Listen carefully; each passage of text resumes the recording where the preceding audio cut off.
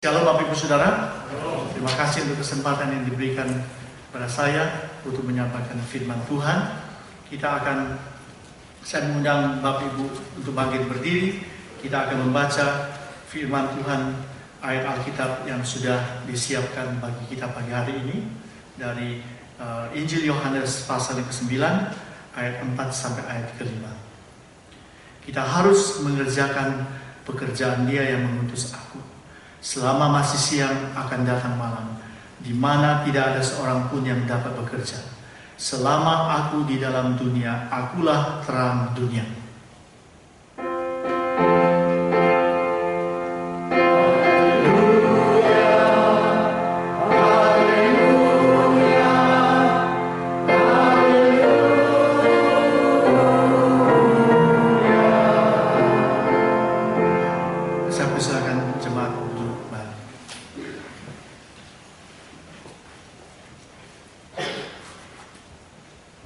Sesuai dengan topik yang sudah diberikan kepada Bapak Ibu Saudara untuk renungan kita pada pagi hari ini yang terambil dari Injil Yohanes pasal 9 ayat 4 sampai ke-5 ya. Kalau Saudara melihat gambar itu, saya memang memilih sebuah terjemahan yang saya pikir sangat mendekati kepada original scripture ya. Terjemahannya waktu saya dapatkan dari original scripture, terjemahannya lebih bagus, saudara. Ya, kalau kita membaca ayat tadi, dia mengatakan bahwa kita harus mengerjakan pekerjaan Dia yang mengutus aku. Ya, istilah harus ini sebetulnya bisa dibilang istilahnya bagus dan juga istilahnya juga tidak bagus sebetulnya. Ya, kalau harus itu harus tanpa pamrih, harus. Pokoknya sebuah obligation, keharusan itu kedengarannya negatif. Semacam sebuah paksaan, betul nggak? Kalau enggak berarti ada konsekuensi, namanya harus. Betul nggak? Ya? Tapi saya menemukan terjemahan yang lebih baik. Dia mengatakan, it is necessary that we do the work of Him who sent me. Night is coming when no one can work. As far as the day is, the darkness is coming. And every time or as long as that I am in the world, I am the light of the world.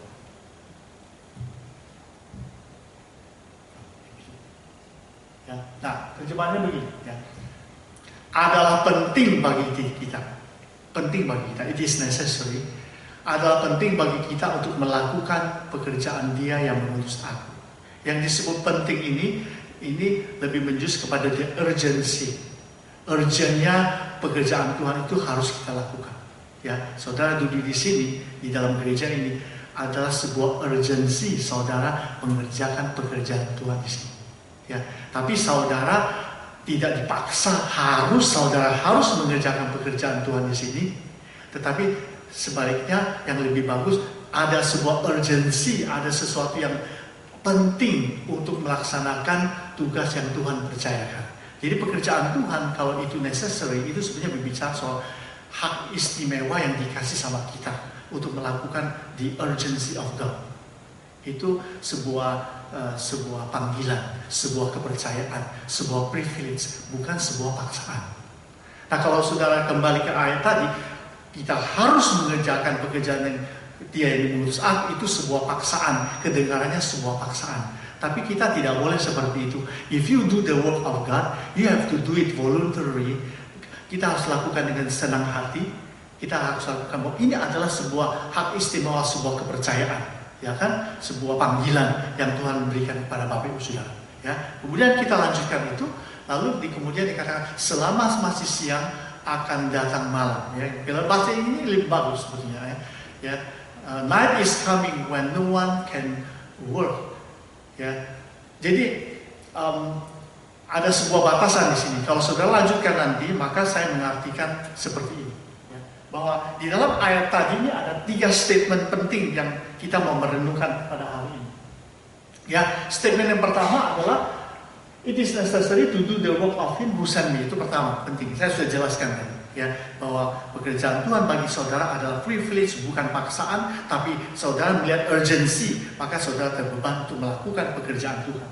Yang kedua adalah as far as, ya. As far as itu yang sejauh hari siang itu masih ada, maka saudara lakukan itu, berarti itu berbicara soal opportunity atau kesempatan, ya, kesempatan. Nah, sedangkan as long as ini, ya, yang nomor 3, statement ketiga, as long as I'm in the world, nah ini berbicara soal the momentum of God. Maka dia katakan, selama aku ini masih ada dalam dunia, maka akulah terang dunia. Kalau Yesus dia ada di dunia, maka dunia ini gelap. Tetapi waktu Yesus ada di dalam dunia ini, terang itu ada, dan terang itu tidak seperti terbatas, tapi terang itu tidak terbatas. Ya. Nah, kita akan lanjutkan sedikit lagi, ya. Kalau kita bertanya, statement yang pertama, pekerjaan yang seperti apa, ya, umat Tuhan harus mengerjakan dalam hubungannya apa yang sudah diberikan oleh Bapa kepada Yesus. Apa yang dikasih Bapa kepada Yesus itu kita kerjakan, katanya. Ya kan? Lalu di pekerjaan yang dikasih Bapa kepada Yesus itu sebetulnya pekerjaannya model apa, kan? Nah, sebetulnya pekerjaan yang dikasih Bapa kepada Yesus itu adalah pekerjaan untuk menyelamatkan dunia ini.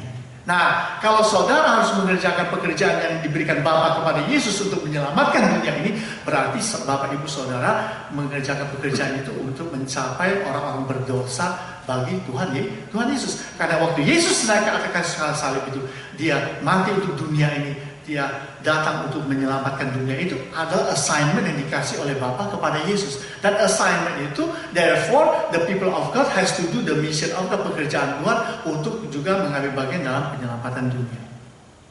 Ya. Nah, kalau saudara lihat gambar ini sudah jelas. Father send Jesus ke salib ini. Ya. Lalu Jesus send the people of God untuk ke sini. Jadi fokusnya adalah dunia yang gelap, di mana Yesus datang untuk menyelamatkan. Maka Yohanes 20 mengatakan, as my Father has sent me, I send you. Sebagai Bapa Tuhan mengutus aku, dan sekarang kamu sudah diselamatkan, kamu sudah ditebus, lalu aku mengutus kamu kembali ke dalam dunia. Yesus mengambil kita dari dunia, dari dosa, lalu kemudian Yesus mengutuskan kembali kita ke dunia untuk menjadi terang dan berkat, ya kan? Dia tidak menyelamatkan orang berdosa di dunia ini, dibawanya langsung masuk surga. Ayo kita ramai ke surga dulu. Nah, tapi dia kembalikan dulu ke dunia supaya kita menjadi berkat. Nah, untuk melakukan pekerjaan Tuhan itu yang urgency itu, Yesus mengatakan ada 2 instrumen yang digunakan untuk melakukannya. 2 instrumen ini penting. Ini merupakan pembahasan kita. 2 instrumen itu adalah the opportunity and the momentum of God. Ya.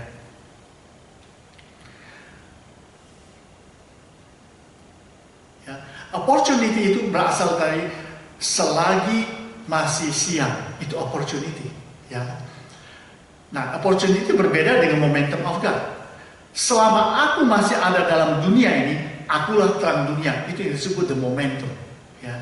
Nah, 2 ini penting sekali yang akan kita bahas. Coba saya kasih ilustrasi tentang opportunity, kesempatan. Ya. Kesempatan itu terbatas. Ya. Orang mengantri pekerjaan, itu kesempatan dong. Orang apply. Tapi kesempatannya tidak akan habis, kan? Karena kalau dia sudah cukup orang diterima pekerjaan, berarti kesempatan kalian, waktu kita ngantri ini kita sudah tidak dapat. Itu namanya kesempatan. Ya. Nah, jadi kesempatan itu umpamanya kesempatan yang terbatas. Ada kesempatan untuk belanja. Umpamanya Black Friday sudah datang. Tapi kita mau beli barang murah. Pagi-pagi kita sudah muncul. Tapi yang antri sudah mengelilingi gedung ini. Umpamanya ngantri dikelilingi gedung ini. Atau yang di depan duluan sudah ngeborong. Jadi kesempatan kita memang ada, tapi kita tidak mendapatkan kesempatan itu. Kesempatan itu belum ada. Atau kita ingin makan enak, ada pesta besar, makanan enak semua. Itu sebuah kesempatan. Namanya pesta nikah, makan bebas, kan? Tapi kesempatan itu we cannot take it, karena kita banyak kolesterol. Jadi kita nggak bisa makan walaupun makanan ada. Jadi kadang-kadang orang itu dicegah. Kesempatan ada, dia dicegah oleh umur, dia dicegah oleh kesehatan, dia dicegah oleh orang lain yang sudah mendahului. Nah, itu kesempatan. Ya, itu kesempatan. Ada orang begini mengambil kesempitan, kesempatan dalam kesempitan, mengambil kesempatan dalam kesempitan. Nah itu is different story. Itu dia harus begini kan. Kalau dia nggak pandai begini, dia juga kalah kan, karena itu kesempatan dalam kesempitan. Saya kasih contoh. Ada satu bapak. Ini kira-kira sudah lama ini puluhan tahun yang lalu, mungkin di atas 10 tahun yang lalu. Dia memasuki sebuah toko antik di San Francisco. Waktu dia masuk ke toko antik itu, dia lihat seluruh barang antik itu kan, barang antik kan mahal tuh. Tapi bapak itu tiba-tiba dia melihat bahwa di lantai itu pemilik toko itu ada pelihara satu ekor kucing, lalu ada satu vas itu adalah sebetulnya barang antik. Bapak ini tahu ini ahli barang antik ini, dilihat ada kucing yang jelek begitu, tapi di sebelahnya ada satu vas kayak bowl, itu dikasih susu sama pemilik itu untuk kasih minum kucing ini. Bapak itu identified that vas came from the Ming Dynasty. Wah mahal ya. Wow. Jadi bapak ini pikir, pasti pemilik toko ini tidak tahu bahwa ini barang mahal ini from Ming Dynasty ini. Tapi kok dikasih susu begitu aja, di sebelahnya ada kucing. Nah, kucing itu minumlah dari pot vas itu, dia minum. Lalu dia sudah berusaha, ini sebuah kesempatan kan. Kesempatan bagaimana untuk mendapatkan vas bunga itu, tapi di sebelahnya ada kucing. Lalu dia tanya sama bapak itu. Wah, dia bilang sama bapak pemilik toko itu. Rupanya pemilik toko itu orang Chinese. Susah kalau hadap orang Chinese. Ini betul-betul orang susah. Jangan main-main. Dia tanya bapak itu, bapak ini bule, yang itu Chinese. Jadi dia bilang sama bapak, oh, you have a wonderful cat. Dia bilang, oh ya, I like the cat so much. Dia bilang, are you sure? Yeah, I like the cat so much. Look, I pay you $100 for that cat. You want to sell it to me? No. You know why I put this cat here? Because this cat will catch the mice. Dia piara kucing itu supaya tangkap tikus, supaya tikus itu tidak mengacaukan dia punya barang antik. Dia bikin ini selama ada kucing ini, maka toko ini bebas dari tikus. Tapi dia masih berkata, no, I like your cat, it's beautiful. Pada kucing itu jeleknya sekali, yang jelek kucing yang tukang tangkap tikus itu biasa kucingnya jelek, gak ada bentuk karena garap begitu kan. Dipaksa begitu. Okay, if you really like this, just pay me $100. Dia bilang, karena dia sudah tawarkan $100 kan. Kucing ini tidak ada harganya $100. Dikasihnya orang juga tidak mau. Jadi dibayarlah $100. Dia ambil bapak ini, ambil $100. Angkat kucing ini. Kucing yang jelek ini dia merasa bagus kan. Lalu kemudian dia bilang lagi, dia lihat vas yang di lantai itu. Dia bilang, oh, di samping saya beli bapak punya kucing ini, saya juga butuh vas yang di lantai itu. Karena itu saya butuh untuk supaya saya bisa kasih susu di vas itu, dan kucing yang saya bisa beli ini dia bisa minum susu di vas itu. Dan now I will add another $10 katanya.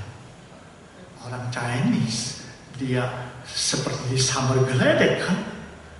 Rupanya, oh no, dia bilang, this vase came from the dynasty Ming and it is very expensive. Bapak aja dia kaget, tapi dia sudah keburu beli kucing ini dengan harga $100.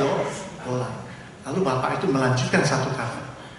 Since I have this cat and this vase on the floor, I have sold 17 cats.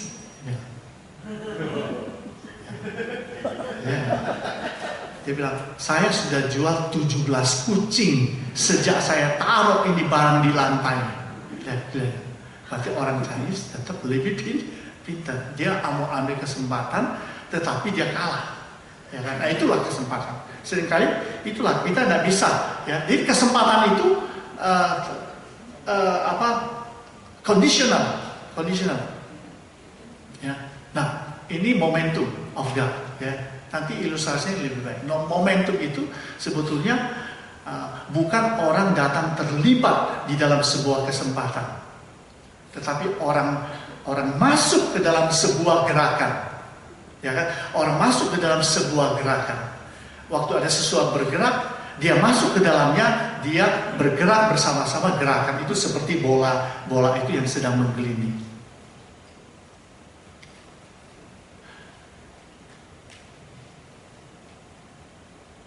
Bagaimana caranya supaya kesempatan dan dengan menggunakan kesempatan dan momentum dari Allah itu kita bisa terlibat dalam pekerjaan Tuhan, ya. Nah, oleh sebab itu kesempatan itu diartikan sebagai sesuatu yang natural, ya. Sifatnya sangat terbatas, tetapi kita orang-orang dapat mengambil peranan di dalamnya, ya kan? Namanya kesempatan, ya. Nah, kesempatan itu tidak akan berlangsung lama, it will not last long. Orang-orang harus terlibat dan harus berkompetisi di dalam kesempatan itu, ya. Kesempatan itu sifatnya natural, terbatas, and out of control. Kesempatan dalam dunia yang ada, Anda dan saya tidak bisa mengontrol kesempatan. Anda tidak bisa memonopoli karena itu kesempatan, ya. Sedangkan momentum, lihat momentum. Momentum of God is supernatural change. Ada kesempatan supernatural, sebuah space, sebuah ruangan yang tidak terbatas yang Tuhan sudah siapkan bagi umatnya untuk supaya umatnya masuk di dalamnya. Beda kan kesempatan. Kalau kesempatan natural, bukan Tuhan yang siapkan itu. Nanti saya akan jelaskan lagi. Saudara ingat baik-baik itu. Sedangkan momentum adalah supernatural, kesempatan yang supernatural yang tidak terbatas yang disediakan Allah bagi Bapak Ibu Saudara supaya Bapak Ibu bisa masuk ke dalamnya. Supaya Bapak Ibu bisa masuk ke dalam. Seperti gambar itu tadi. Lihat gambar. Nah, gambar itu kan adalah surfing on the air. Jadi orang itu terjun dari udara, karena tekanan udara anginnya kencang sehingga waktu orang itu masuk dia malah mengambang. Nah, itu yang disebut momentum.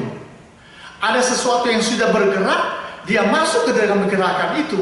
Sedangkan kesempatan itu walaupun ada gerakan waktu Anda masuk, tapi kadang-kadang kesempatan itu bukan milik saudara. Jadi kesempatan dan momentum itu dua hal yang sangat berbeda sekali, ya.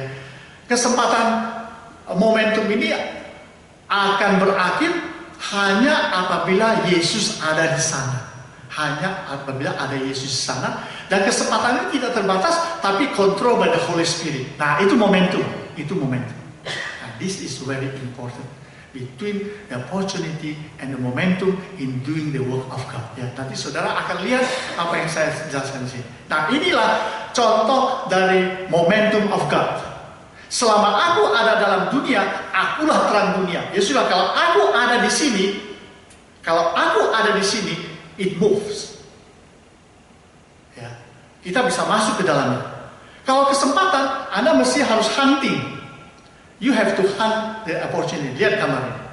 Rick Warren mengatakan, inilah semua momentum entering into the movement of the Holy Spirit. Ya, kalau orang main surfing itu, dia harus masuk ke dalam gelombang itu. Waktu gelombang datang, besarnya bagaimanapun waktu dia masuk ke dalamnya, dia dibawa oleh ombak itu, oleh gelombang itu, dan dia bermain di atas ombak itu. Nah, itu yang saya ilustrasikan sebagai momentum. Kita tidak sedang menunggu atau meminta gelombang itu datang, tetapi kita menunggu dia datang, kita masuk ke dalamnya.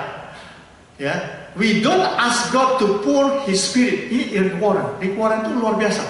Dia bilang, kita sebetulnya tidak perlu meminta Allah mencurahkan Roh Kudusnya dulu, tetapi kita hanya masuk aja ke dalam gerakan Roh Kudus yang sudah tersedia dalam dunia ini. Di dalam dunia ini ada pekerjaan Roh Kudus, orang percaya masuk ke dalamnya. Orang percaya itu dia bilang tidak perlu minta Tuhan curahkanlah Roh Kudus, curahkan. Sebenarnya itu kadang-kadang doanya salah itu katanya.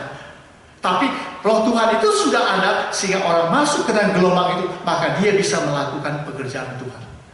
Kalau kita masuk ke dalam the momentum of God, kita memasuki the movement of the Holy Spirit in this world. Oleh sebab itu setiap orang percaya, dia datang ke gereja, dia mau melayani, di sini sudah ada momentum. Sekarang tergantung dengan availability setiap orang mau mengambil bagian atau tidak. Tidak dengan paksaan, tetapi ada anugerah, tapi itu adalah urgency for you, ya. Nah, oleh sebab itu kita lihat di dalam kesempatan itu ya, itu yang saya sebut di hunting time. Saya menyebutnya sebagai hunting time. Nah, di dalam opportunity kesempatan ini orang-orang harus berperan, ya kan? Kalau orang itu tidak bisa berperan dalam kesempatan, dia tidak bisa. Lalu orang-orang itu harus punya inisiatif. Kalau dia tidak punya inisiatif, ya juga tidak bisa walaupun kesempatan ada. Yang ketiga, dia harus ada intention, harus ada kemauan. Kalau tidak ada kemauan, dia tidak bisa. Harus ada power and skill. Kalau dia tidak ada power, tidak ada skill, dia tidak bisa bekerja. Sedangkan momentum berbeda. Momentum itu saya sebut celebrative time atau sebenarnya engaging time. Nah, momentum ini itu Tuhan yang berperan lebih dahulu. Tuhan yang berinisiatif, Tuhan yang berkehendak, Tuhan yang memberikan anugerah karunia. Jadi dalam melayani Tuhan, kita harus lebih dahulu mendahulukan. Kita bukan mendahului Tuhan, tapi kita harus meminta Tuhan mendahului kita. Kita masuk ke dalam momentum. Ya, nanti akan lebih dalam lagi. Ya. Kalau kita mau, jadi makanya ya, nanti ini banyak sekali. Makanya orang kalau mau do something else, dia mesti melibatkan Tuhan dulu. Dia jangan jalan dulu. Next. Nah, ini ya lihat. Pada waktu Allah menciptakan langit dan bumi, ya, pertama menciptakan dunia manusia pertama, hanya ada momentum Allah dalam kehadiran Allah. Betul nggak? Di Taman Eden bumi itu hanya ada kehadiran Allah. Dia tidak ada kesempatan. Tetapi sesudah manusia jatuh ke dalam dosa, maka momentum Allah itu pergi. Maka Taman Eden itu kan tersembunyi, ya kan, dijaga oleh serafim, malaikat yang berapi itu dijaga. Dan itu momentumnya sudah tidak ada lagi. Telah hilang momentum Allah. Dan dalam dunia ini hanya ada kesempatan. Manusia harus berjuang dalam dunia ini dengan kesempatan-kesempatan yang sudah tersisa oleh karena manusia jatuh ke dalam dosa. Berbeda kan? Berbeda. Sebab itu kesempatan itu saya mengatakan sifatnya natural. Karena itu memang secara natural. Kalau momentum Allah itu adalah sifatnya supernatural. Nah ini, from opportunity to the momentum of God. Nah ini yang mau saya singgung, ini salah satu yang sangat penting sekali bagi Bapak, Ibu, dan Saudara. Yeremia 1 ayat 6-8 dia. Waktu Tuhan panggil Yeremia, Tuhan bilang, kau harus berbicara atas namaku dan kamu harus pergi melayani orang Israel. Itu Tuhan yang ngomong sama dia. Lalu Nabi Yeremia masih muda, dia katakan, Tuhan, aku tidak pandai berbicara sebab aku ini masih muda. Lihat, kalau Yeremia menanggapi perintah Tuhan sebagai sebuah kesempatan, dia tidak bisa masuk karena dia masih muda. I am just only a boy. Itu tafsir terjemahan New Revised English Version. I am just only a boy. I do not speak well. Tapi Tuhan jawab dia, jangan kau katakan bahwa aku ini masih muda. Tetapi kepada siapapun yang aku utus, engkau harus pergi. Tuhan menyediakan His momentum above the opportunity. You got it? Kalau kamu melihat ini sebagai opportunity, mungkin you tidak bisa. Yang kedua, Moses juga bilang begini, Tuhan, aku tak pandai bicara. Bagaimana Tuhan mengutus aku kepada Fir'aun untuk aku berbicara sama kita? Aku tak bisa ngomong. Tuhan bilang, jangan kau bilang kau tidak bisa bicara. Aku nggak punya apa-apa untuk melawan chariots dari Mesir. Tidak bisa. Saya tangan kosong, yang saya ada punya. Lalu Tuhan bilang, kamu punya apa di tanganmu? Musa bilang, tongkat. Kau lemparkan tongkat itu. Waktu dia lemparkan tongkatnya itu, dia jadi ular. Dia takut lari, dia takut. Tapi waktu dia pegang ekornya, Tuhan bilang, pegang ekornya, dia kembali jadi tongkat. Tuhan bilang, gunakan tongkatmu itu untuk melakukan mujizat.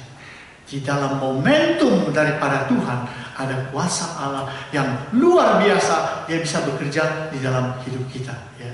Kemudian ini ada pengalaman Rasul Paulus, saya lewatkan saja. Ya. Nah, why institution shutdown occurs? Mengapa ada banyak lembaga-lembaga itu tutup? Mengapa banyak agen-agen misi itu juga tutup, shutdown? Mengapa gereja-gereja split, divided, file bankruptcy? And here is what the possible. Nah, inilah kemungkinan-kemungkinannya. Karena gereja-gereja itu, agen-agen misi itu, institution itu menggunakan the hunting type, menggunakan opportunity.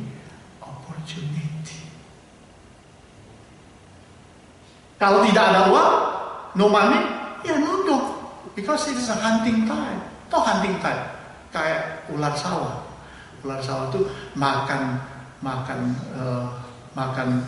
kelinci yang besar, lalu tidur 3 minggu. Karena bagus itu. Itu namanya menggunakan opportunity. Makanya banyak institutions itu shut down. Karena kesempatan terbatas. Out of control. Dia nggak bisa. Dia gagal karena kesempatan. Tetapi juga jangan salah, kesempatan itu juga bisa menjadi sebuah jalan untuk sukses. Itu tidak salah. Tetapi ada banyak konsekuensi. Sedangkan kalau engaging type ini, the momentum of God, banyak institusi tidak pakai ini karena ini nyaris lebih sulit. Kalau Anda dan saya mau memulai sebuah pekerjaan Tuhan, Anda harus masuk kepada momentum of God. Jangan masuk kepada kesempatan. Kesempatan. Nah itu nanti kalau Anda tidak bisa menggunakan kesempatan itu, atau Anda dan saya itu kurang dari itu, maka Bapak Ibu Saudara, pekerjaan yang Anda kerjakan gagal. Walaupun sukses juga ada, tapi kegagalan itu juga mengintip. Oleh sebab itu, orang percaya harus masuk ke dalam the momentum of God. Makanya Yesus bilang, selama aku ada di sini, akulah terang dunia. Coba lihat. Kegelapan tidak bisa datang. Kalau aku memang di sini, jadi semua orang percaya harus bergantung kepada aku itu yang adalah terang dunia, bukan tergantung kepada kesempatan. Di dalam momentum Allah, kita juga menghadapi predators. Tapi we safe. Karena Yesus bilang, selama aku ada di sini, aku terang dunia. No matter how hard you face, that you going to survive. Nah ini tentang lost opportunity. Ya, ini saya nggak perlu ngomong. Ini kita lewatkan saja. Karena ini orang menggunakan opportunity-nya ini. Sure, ada satu anak yang kirim telegram sama bapaknya. Dulu kan pakai telegram harus sesingkat mungkin. Kalau sekarang kan email, SMS. Sekarang ini pakai telegram. Dia bilang, Dad, no man, maksudnya no money, no fun, Dad, your son. Bapaknya jawab, nggak ada duit. Bapaknya bilang, son, no check, your dad, you dead. Kau mati. This is the hunting type of opportunity. Ya. Opportunity will end before the world ends. Betul kan? But the momentum of God will last forever. Kalau ini no money, ya no down. Tapi kalau ini no money, no problem. Tapi di sini we always have no problem with money. Ya kan? Kalau di sini tidak ada uang, tidak ada pelayanan. Kalau di sini tidak ada uang, pelayanan tetap jalan terus. Beda kan? Itu sebabnya hidup anak-anak Tuhan, hidup dalam Tuhan itu, Tuhan selalu pelihara. Tapi mesti harus hidup di dalam Kristus. Ya. Bagaimana dua opportunity dan juga momentum of God kita bisa masuk? Bagaimana caranya? Kita harus memasukinya melalui prayer. Kesempatan itu harus dimasuki dengan prayer. Momentum of God, dia harus dimasuki pertama kali melalui doa. If we pray, kalau kita berdoa, kita akan mengundang Tuhan terlibat dalam kesempatan yang sedang kita cari. Lihat, ada perbedaannya. Nah, ada kesempatan. Kita mesti berdoa supaya Tuhan terlibat. Kalau kita sudah menemukan kesempatan itu, Tuhan harus ada itu bersama-sama kita. Tetapi Tuhan akan bersama kita untuk accomplish the opportunity. Kesempatan itu Tuhan akan bersama kita untuk kita capai. Ya. Tetapi, but God will not always work in the opportunity we found because it is our business that we would like to move our will to God. Jelas kan? Tetapi kelemahan masuk ke dalam kesempatan ini ada kelemahannya, karena tidak semua kesempatan itu Tuhan mau sama-sama kita masuk ke dalamnya. Karena seringkali kesempatan itu memang adalah bukan bisnisnya Tuhan, tapi bisnisnya kita, keinginan kita, dan kita ingin memaksakan keinginan kita di kesempatan itu kepada Tuhan. Tuhan tidak mau. Tetapi memang ada kesempatan-kesempatan waktu kita doakan, Tuhan mau terlibat bersama-sama kita, sehingga kesempatan itu bisa kita raih. Oleh sebab itu Yesaya 55 ayat 8-15, ya, sebab itu dia katakan, sebab rancanganku bukan rancanganmu, jalanku bukan jalanmu. Seperti inilah demikian jalanmu dari jalanku. Anda bisa berpikir, oh begini. Tuhan bilang, Anda sudah doakan, Tuhan begini loh. Tuhan bilang, sometimes dia bilang, oke. Kayaknya oke. Tapi sometimes dia bilang, oh ini kayaknya nggak oke. Memang kamu mendoakan terus, tapi saya tidak oke, dia bilang. Karena kesempatan itu Anda gunakan, it is your business that you would like to move your will to God. If we pray and enter, ini momentum. Nah ini yang indah. If we pray and enter into His momentum, God will bring us into His own opportunity and we enter or walk in His movement. Momentum of God ini adalah the business of God. Kalau kesempatan itu, it is our business. Beda, tahu bedanya sekarang. Nah, lihat berikut.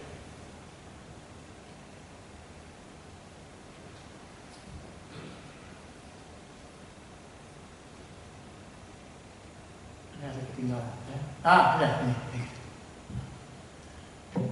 In our opportunity, we will fail if God is not willing to move. God is never fail. It is our will. But God can use this situation to shape our faith and character. Ya, nah, ini dia. Ya.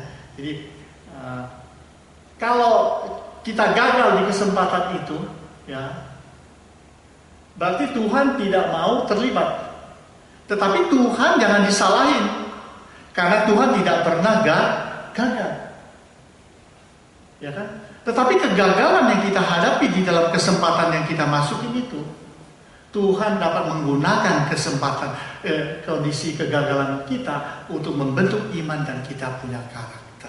Dan ini yang sampai hari ini Tuhan lakukan kepada banyak gereja, Tuhan lakukan kepada banyak anak-anak Tuhan. Gagal, tetapi Tuhan membentuk dia punya iman dan dia punya karakter.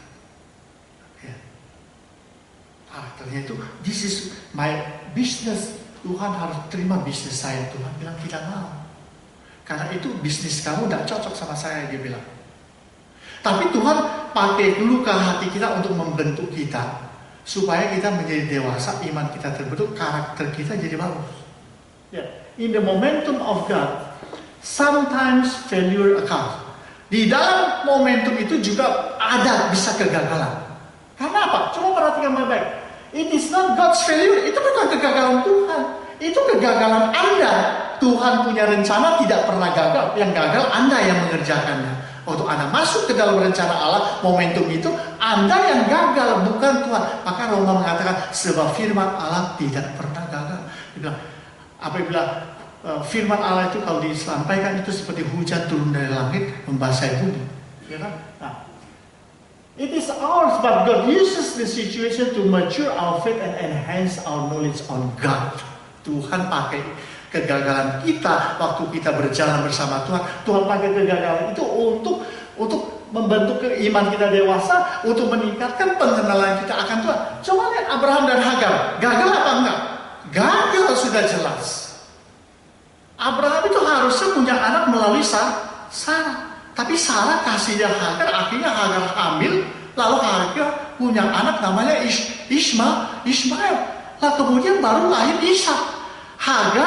Sarah perintah Abraham, akhirnya Abraham jatuh. Itu sebabnya istri jangan terus perintah suami harus perintah istri. Jadi Abraham ini dia punya pegang perjanjian Allah, momentum Allah sudah dia punya. Tapi yang gagal siapa? Tuhan atau Abraham? Abraham yang gagal. Itu sebabnya sekarang di Middle East, Amerika, Israel pusing kepala gara-gara ulahnya Sarah sama ulahnya Hagar lagi. Nah, sudah dua. Nah, ini bisa gagal. Tetapi karena Tuhan itu punya rencana yang agung, dia tetap angkat Abraham, lalu kemudian dia punya Ishak, lalu lahirlah bangsa yang diberkati oleh Tuhan. Kalau begitu ya, Tuhan ini ya dalam hidup saudara dan saya selalu memperhatikan hidup saudara antara opportunity, antara the momentum of God, antara your will or His will. Dua ini selalu dilihat dalam hidup saudara. Tergantung saudara mau pilih yang mana sekarang. Kalau saudara pilih opportunity, saudara memasuki semua kesempatan itu, saudara mesti berdoa supaya melibatkan Tuhan. Tapi kalau saudara gagal, saudara jangan menyalahkan Tuhan. Karena betul loh. Zaman sekarang beda. Dia bilang, wah ini kesempatan, aku sudah doakan, sudah doa puasa, aku pasti ini harus dapat ini, harus tahu-tahu dia nggak dapat karena dia mau paksakan keinginan sama Tuhan. It is your business, not me. Tuhan nggak mau. Akhirnya dia kecewa. Kalau kecewa dia salahkan Tuhan, lalu dia salahkan sesama. Nah, jadi Anda bisa memahami. Ya. Prayer is it is necessary. Doa itu membawa kita ke dalam natural opportunity dan supernatural opportunity. Ya. Nah, ini sebetulnya seminar saya tentang mission waktu itu. Tapi saya merasa bahwa ini bagus untuk kehidupan kita sehari-hari. Ya kan? Jadi kalau adalah penting bagi gereja-gereja untuk memasuki setiap kesempatan dengan Tuhan untuk melakukan pekerjaannya. Nah, sini kalau sekarang bisa ada kesempatan. Tapi kesempatan itu harus dimasuki bersama Tuhan. Ya. Lalu it is necessary untuk gereja-gereja untuk memasuki momentum of God supaya therefore the mission will be always in the performance. Ini beda. Ya. It is necessary for the churches to pray for the world, the opportunity. But it is necessary for the churches to pray for the mission. Itu the momentum of God. It is necessary for you churches to pray for all the world around you. Kamu harus doakan supaya ada banyak jiwa-jiwa boleh dimenangkan Tuhan. Itu opportunity. Itu kita harus doakan. Ya. Tetapi it is necessary juga, adalah penting juga berdoa supaya gereja-gereja berdoa untuk gereja ini supaya dapat melakukan pekerjaan Tuhan, supaya dapat menampung pekerjaan Tuhan itu dengan baik. Dia mendoakan jiwa-jiwa, tapi juga mendoakan lembaganya, mendoakan the mission-nya, mendoakan jiwa-jiwa, tapi juga mendoakan dia punya wadah. Ya kan? Wadah ini harus didoakan, jiwa-jiwa harus didoakan. Kalau jiwa-jiwa didoakan, wadah ini tidak didoakan juga gawat, ya kan? Berarti wadah ini tidak siap menampung jiwa-jiwa yang akan Tuhan bawa. Oh, di sini wadahnya siap, orang datang.